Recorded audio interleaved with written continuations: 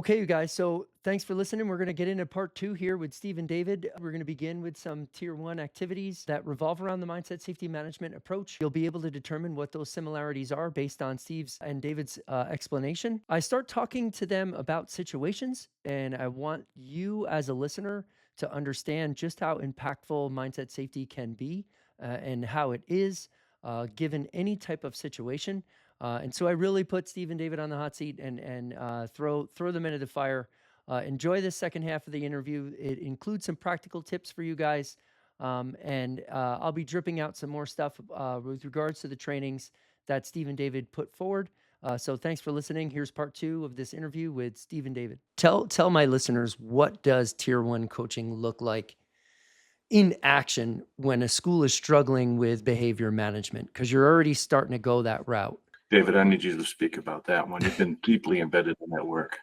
Yeah, I mean, I think just like when you want to teach somebody how to self-regulate. Well, the way to do that is often to come alongside someone and practice co-regulation until they can do it independently, right? And coaching is really no different. We come in and we see people who are struggling or frustrated or stuck, and we practice like you brought up, our 4-step counseling model. It's really a process of seeing people being seen and heard, naming an emotion, and I think it's really cool because most people are feeling more than one thing at a time, and sometimes those things are competing. So there's some conversation there. And then I think it's validating their worldview and experience. I've had individuals talk to me about things that, whether I agree with where they're coming from or not, it doesn't even matter. It's just making sure that I hear the concrete places of how they're seeing the world in this moment. Yeah. And I think, practicing empathy in that moment is really important. And I'm talking to adults, and I'm modeling this with them when they're dysregulated. And then I'm getting specific and showing them those steps as they're working with a child who's stuck, a child that needs a skill or skills.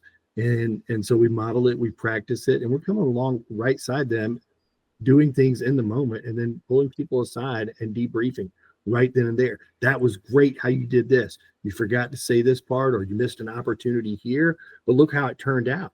And and it's really about, how do we celebrate the moment? How do we prepare for the next set of circumstances? And a lot of times people come into professional development or even coaching. It's like, here's your goal, go do it and take some data and show it to me. Well, a lot of our coaching is right then and there. We talk about very specific steps and coach right through the moment. And then, you give some space there. But when we go into schools, we look at systems and processes, but we go right down to the classroom and right alongside the teacher, and not doing it for them. We don't want to do things for people. We want to empower people to do the work and to say the things and be who they really want to be. Because everybody has that ability, right? Isn't that what you guys say? How does that line go? We've already said it once. I don't know, Joe, but I know that everybody I've ever met has the ability to do what we ask them to do. And the only thing that gets in the way of their ability is their thinking, and how they're thinking about the situation. Right. Their thinking oftentimes need to be validated too, instead of, once again, functioning from a framework of shame and blame with adults. Think about that for a minute, how we function from our administrative leadership and the feedback we give to teachers and how we do it. Well, Steve, let me ask this next question, because that is a mountain of a problem for schools, right? Yeah, and on the show, I'm constantly focusing on, and it could be one of the reasons why we all connect so well, I constantly focus on the process of learning, right? Not that I don't care about the product, but the product is a timestamp within that process that is ongoing. And that's usually the opposite of the perspective that educators have. In your situations, you guys are dealing with behavior management, safety management.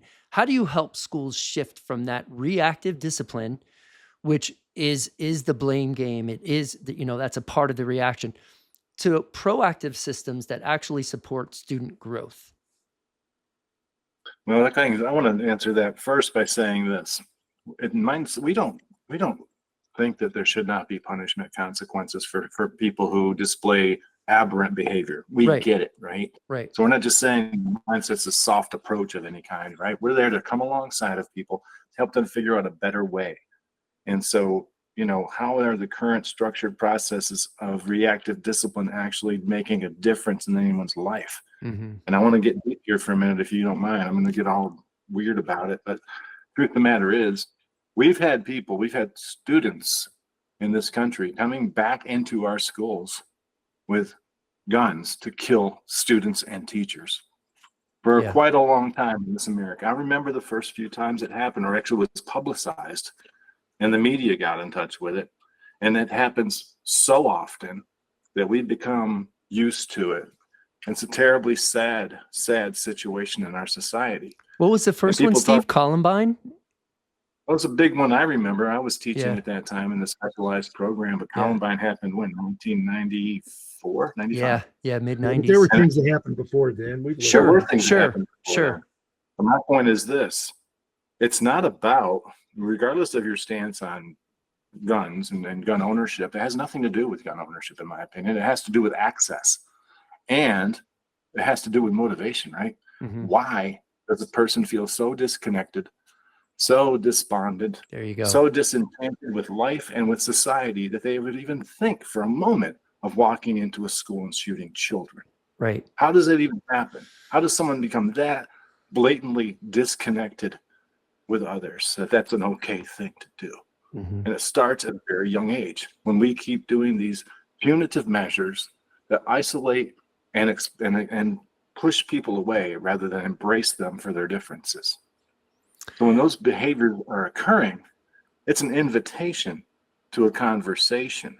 And you may be the only person that this child is willing to open up to about the traumatic experiences that's going on in their lives. I got to stop talking for a minute. I love it. I think. Go ahead, David, please. No, I think it's crucial, and you hear the passion in Steve's voice, and that's the kind of passion we bring to our church. We believe very much in what we're talking about because we've seen the impact, we live the impact, and it's very hard. But I think when you're talking about the sense of belonging, you're talking about connection. A lot of what we do as human beings is we drive disconnection. And so I love what Steve said. We're behavior trained. We've done our ABA work. We understand that. We understand reinforcement and punishment. We understand different effectiveness in different settings. And what we found is, we don't rule out any option. What we rule out is that what we want to do is, instead of focusing on ruling out options, focusing on the things that work. And time again, what we found is, if somebody, even when they're acting in a way that we might consider ridiculous or unsafe, or all these words we use for people who are not acting the way we want them to act, when we invite them in, we provide them a sense of belonging, we help them regulate. For the most part, now they feel safe. They've been through it. And, over time, we've seen those aberrant behaviors decrease. Maybe not overnight, but it happens. And Steve and I both worked with people who are now adults. Mm-hmm. And we've worked with people who are now adults that nobody gave a chance to. And I love walking into my community grocery store and some 6'5" guy who doesn't look like he did when he was in 6th grade runs at me and gives me a giant bear hug. It's a little scary for a minute when I'm like, oh, what's about to happen? But you know what?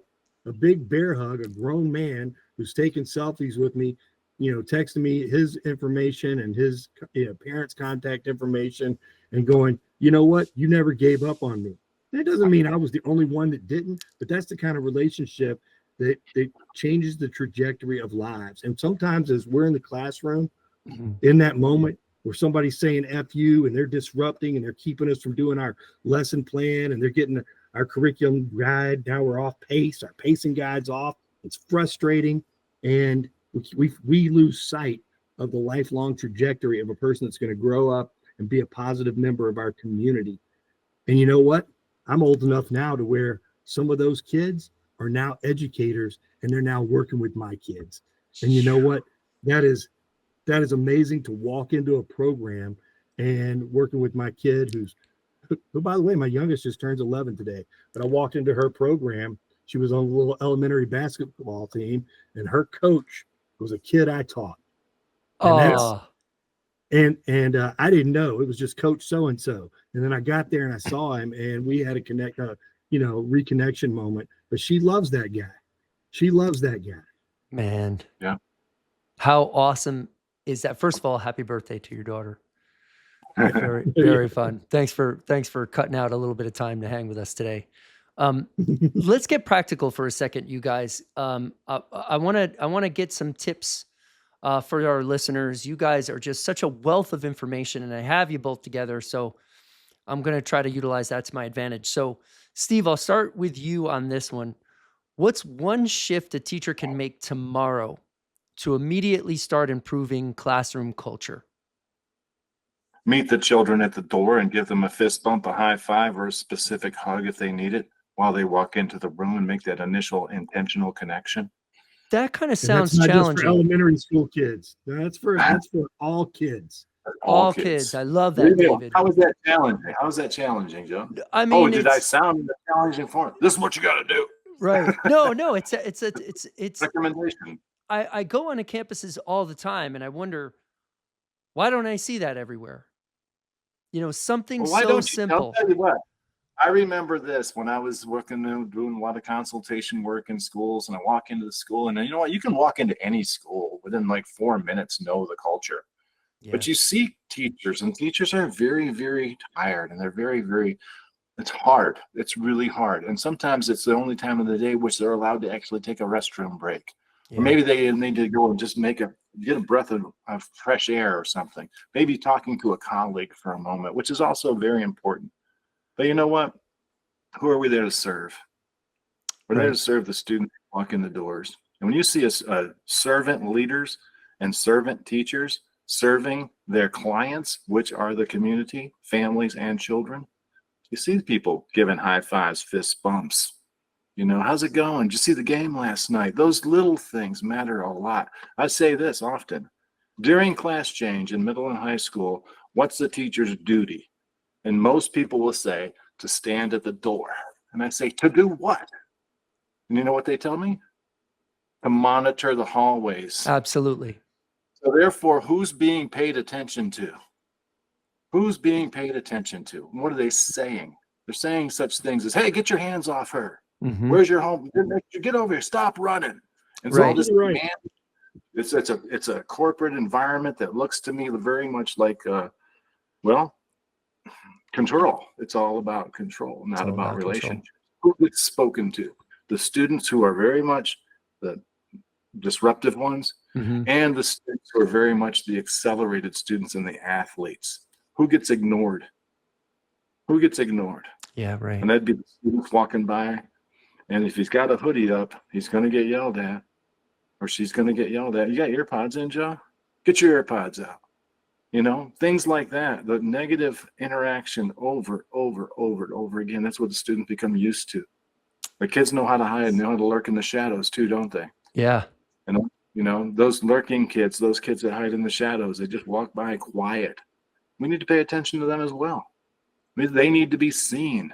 They need to be heard. They need to be validated. They need to be accepted and embraced, and eventually empowered to become members of the school community. So for all the teachers listening, right? I just want to repeat it, because often an administrator will mandate be in the hall, be in your doorway in between periods. Sure. To do what? Or throughout the day. And the question I want to follow up with is, to do what? Are you there to monitor the hallway, or are you there to greet your kids? Because if we're all there to greet our kids, we're still kind of monitoring the hallway. You know what I mean? Which is the point I want to make there. And so, David, I'm going to throw this one at you. What advice would you give then to an administrator who's trying to reset a toxic or like a burnout staff type culture? Well, there's two points. I think language has to shift, right? We're not monitoring, we're connecting.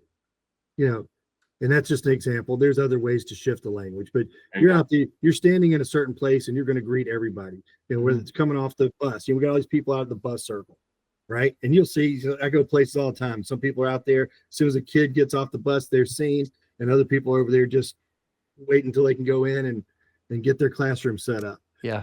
But, when you're talking to administrators and leaders, it's got to be about intentional in your language choices.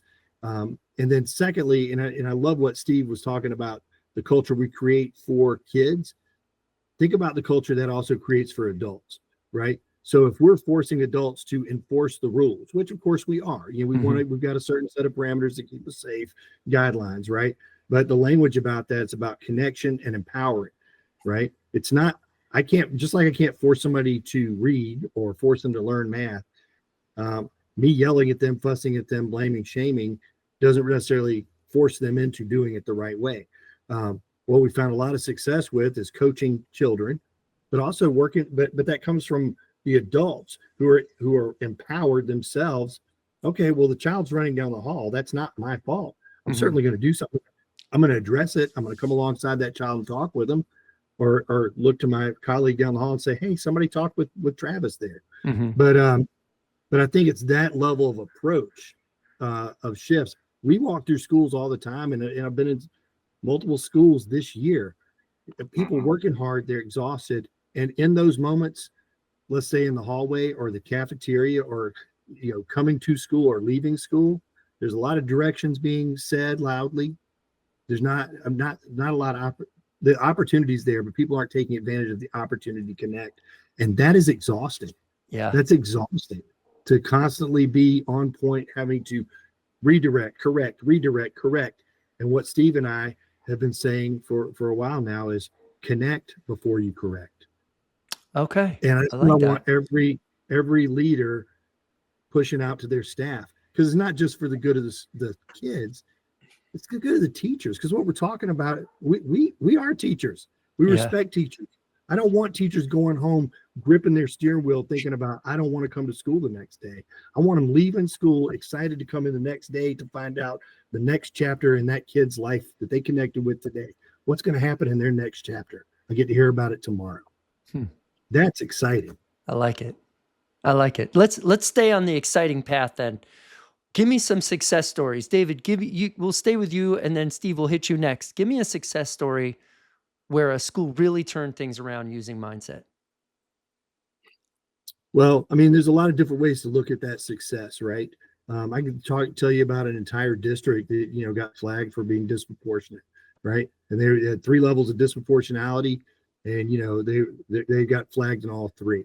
And so, looking at the data, what we did, the first thing the district did was mindset in every schools, focus on the foundation, the climate and culture, and a year later, things had changed completely. I mean, it was intentional work, looking at data, but really looking at how we're going to manage things. And it all started with the initiative of creating the common language of mindset. That's one thing. We've seen that replicated in a number of places. Yeah. When you talk about schools having success, and when you get a call one day in a school, and this is a particular school where a lot of children with behaviors, end up, they have emotional disorders, or in Georgia, we call them emotional and behavioral disorders, but whole school of that. Well, one year they have 300 restraints at this school. Well, yeah. And then we go in and do some mindset work.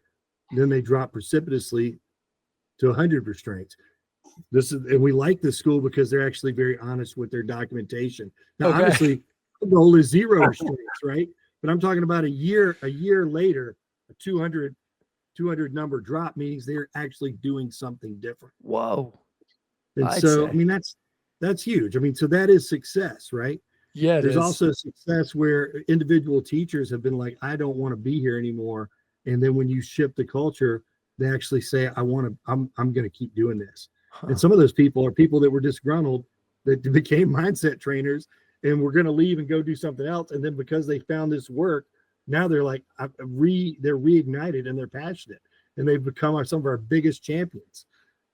And so, yeah, I mean, I've got success stories. I will say this, some of that's, feel good district. So let me tell you about just intentional connection, working with a kid at a high school years ago. And she was going through a lot of stuff, right?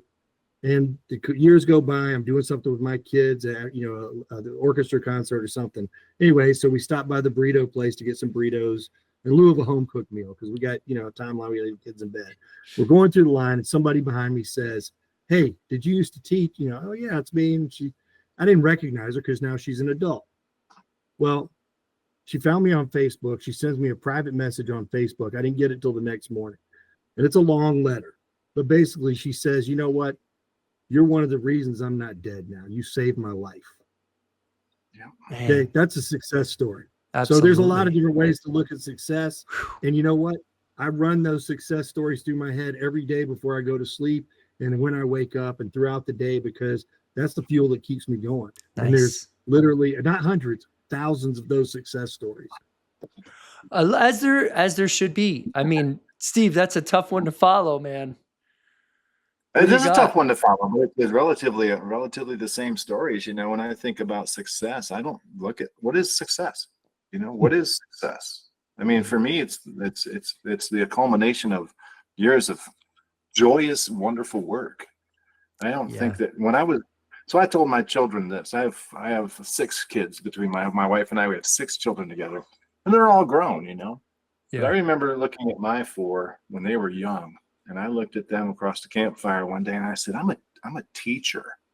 That's such a wonderful, joyous experience to walk into a classroom and have students in front of me." And at that time, I was working within a specialized program, so I had 8 to 12 students and a paraprofessional in an environment that was volatile quite often. And back in the day, we had timeout rooms, or what some states call seclusion rooms. We had the use of physical restraint quite often. We used to take these kids camping in the woods for numerous days. We'd go canoeing down the rivers and stuff like that. And it was an outdoor therapeutic type of an environment, but it was public school. Yeah. Okay. So I was looking at my own children, and I said, I get to have this influence on these kids to hope they make their lives better, you know? And then I moved into an administrative role in that program, and I was like, now I have 6 classrooms full of 8 to 12 kids. So I'm influencing through the use of these techniques that now we know better technique of de-escalation and whatnot. And that's good. That's great. Now I'm influencing how many students toward their personalized success. And we're talking maybe 100.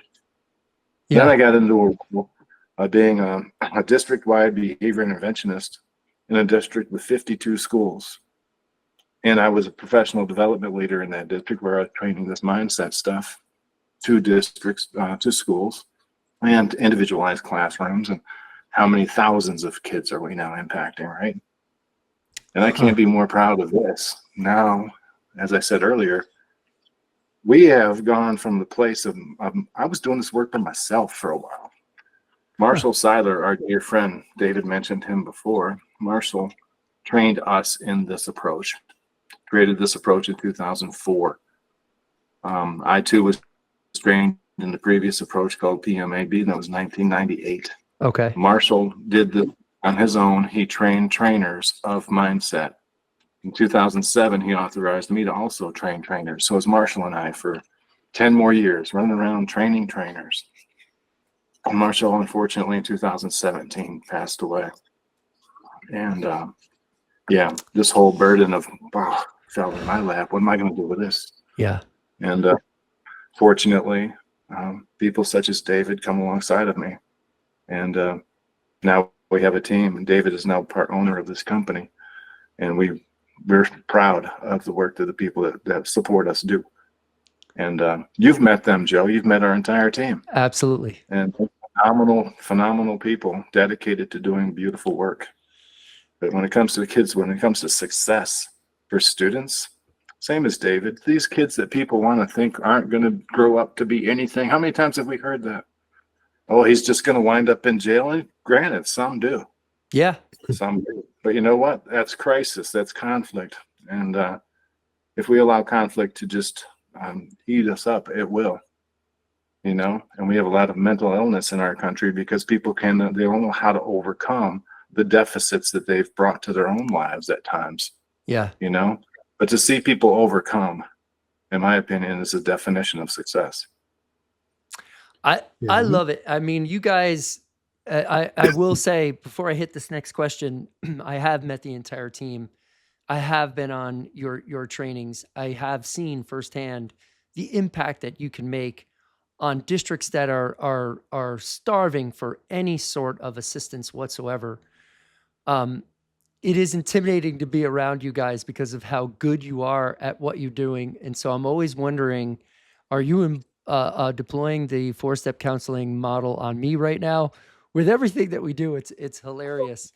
But I want to ask, because you've come this far, you started back in 2004, you guys have been grinding. You got David on board now. You guys are a full staff. You just had a revamp of the website, which looks phenomenal. I know there's some new stuff on there. So I want to ask, where is Mindset headed next? What's evolving in your training? And what do you guys got coming up next for your schools? Have you watched Major League Baseball in the past couple of years, Joe? I was at the Dodger game 3 nights ago. Yes. So when you see that patch they have on their left sleeve now, it's a corporate patch. I think the Dodgers might be Motorola or something like that. Yeah. Yeah. So the future of Mindset is we're going to have some professional baseball team have a Mindset patch right there. No, we might get that. No, think about this though, Joe. We want to be in every state. We want to be in every school. We want to be in conversations because we think the work is important, right? And so we want to continue to not just train our curriculum, but to train people how to coach. There's a lot of academic coaches out there. There's not a lot of behavior coaches. We've developed a behavior coach certification. We also really want to focus on, okay, now that you're a coach, how do you coach these people to set up a trauma responsive classroom? And, not just trauma informed or trauma aware, but we want people to be trauma responsive. And as an educator, people ask it all the time. They sit through a trauma training. They go, okay, so what am I supposed to do? Well, we want to be responsive. We want to respond in a way that's going to allow people to heal. And then we're going to continue to consult. We're going to continue to come alongside people who, they get it in theory, but they need to practice it, and they need to practice it with somebody. And so who knows, what we want to do is continue to grow. And we do want to know, we have some targets and some goals, but we're not going to force it. Although I do like the whole patch on the arm sleeve. Joe said right away. Formula One car sticker. There you go. You said the word organic, and I've always approached everything about this work from an organic basis, right? We can't force people into stuff to teach them how to promote choice and trust. We can't force people into things and also display the fact is these are the principles by which we live. We don't want to work in districts that want to just check off a check mark on a sheet from an audit sheet saying we have a safety program. We want to work with districts who are interested in consistent change toward the better. What does that look like? That's different for every district. And the thing is, we're flexible enough to be able to meet them where they're at, and then pull them along and help them come along with these principles and these guiding moments that we have. Right on. Hey, I got a question. Because you were asking about success earlier, and something just popped in my head. I think I'd like to re-answer that question about success. I was thinking about success, and I think success sometimes comes through a struggle, right? A personal struggle. When we talk about success for other people in districts, tell you about some of one of my favorite moments as an educator was that I was connected enough with my classroom that they could be real with me. And I'll just tell the quick story. The kid was being disruptive. I started, fussing at him. He went back. We got in a power struggle. I let everybody know it's not fair. My name's on the door and I'm the teacher of record. And we've got testing coming up. I said all the things that we would ask people to stay a little bit more calm and aware and find a different way to communicate. And then, of course, the bell rings. This is at a middle school, and the bell rings, and I'm, 1 foot in the classroom, 1 foot out. People are coming into class. People are, transitioning. And a little girl who had known and it was in part of my class, but she didn't speak a lot. She was very quiet, but she was standing next to me. And so as everybody went to class, I said, yes, what do you need? She said, well, why did you do that? And of course, I started explaining, justifying my dysregulated behavior. And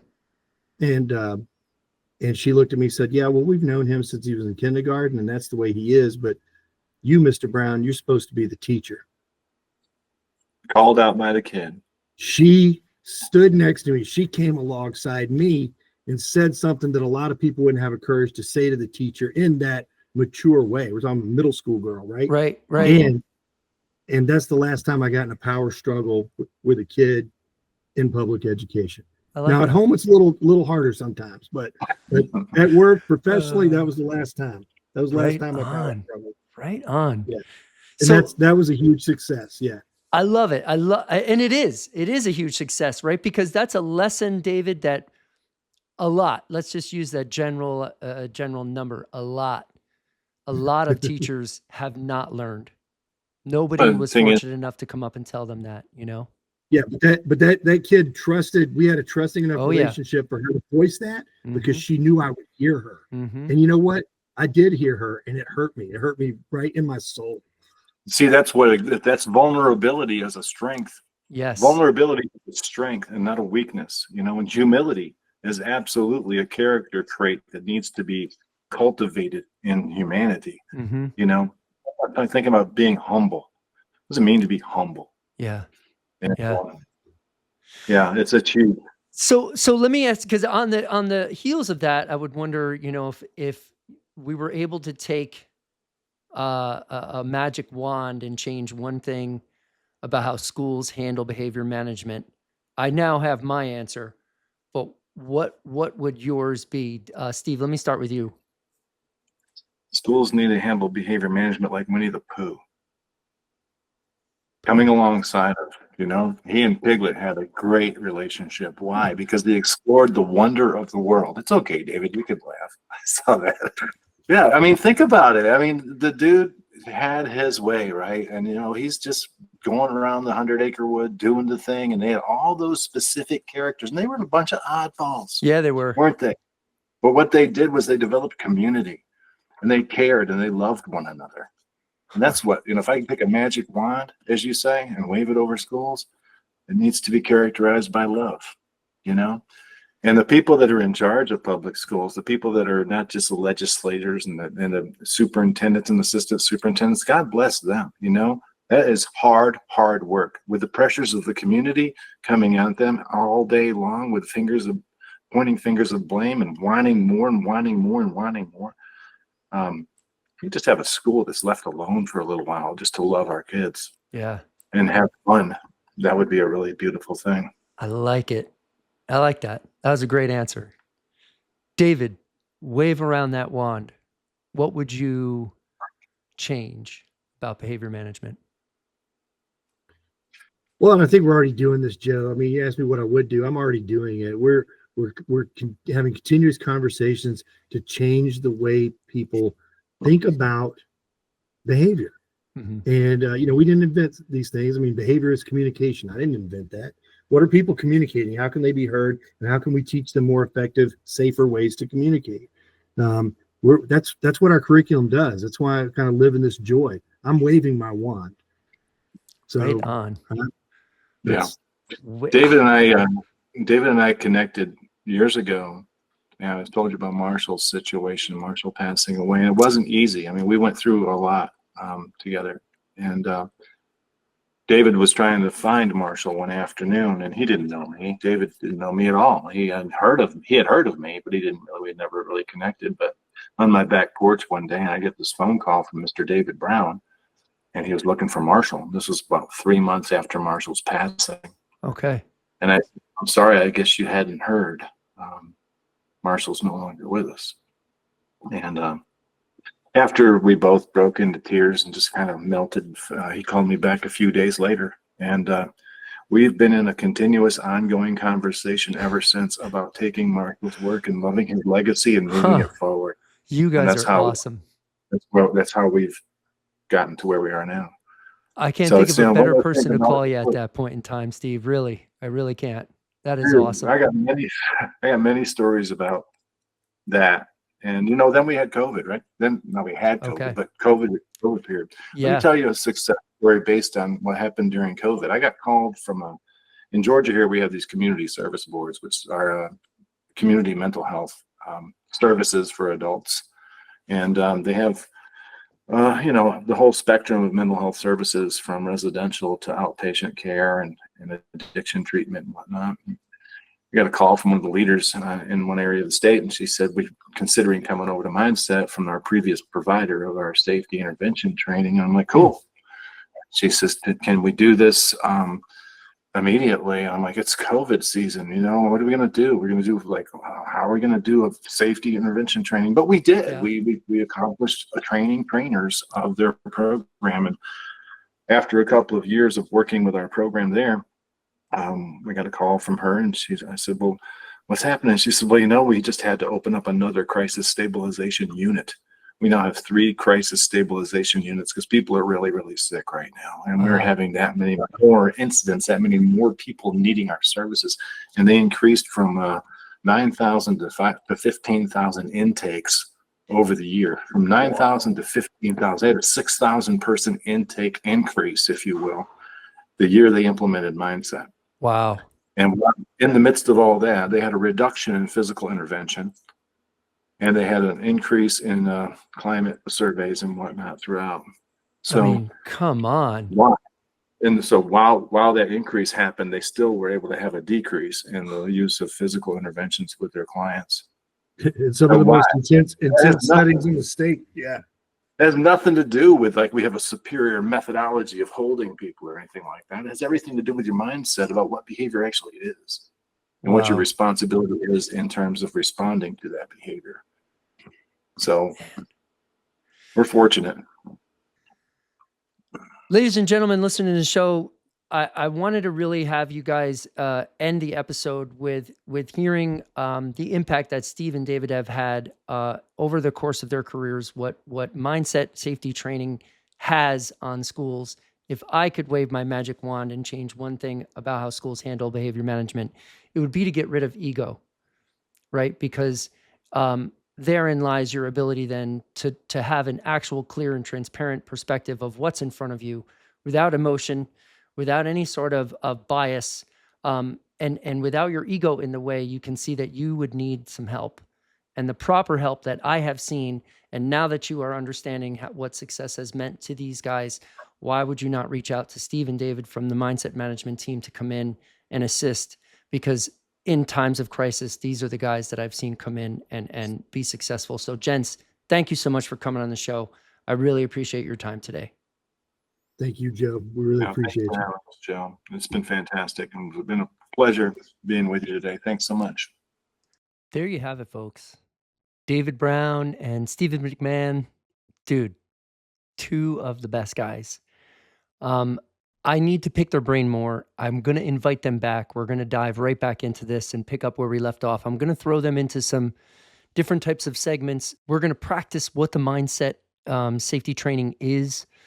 So you'll get a little taste of what it's like. I'm going to put Steve and David on the hot seat again, put them into situations and scenarios and see exactly how mindset could work. So if you are a leader or an educator out there and you're thinking, is this a good program for me? That's the idea here. I'm going to try to showcase what mindset is capable of and the way the training works in a systemic way within your school system. Thank you guys for listening. Please like and subscribe to the show if you enjoyed it. Remember to smash that bell so you get notified when new episodes come out.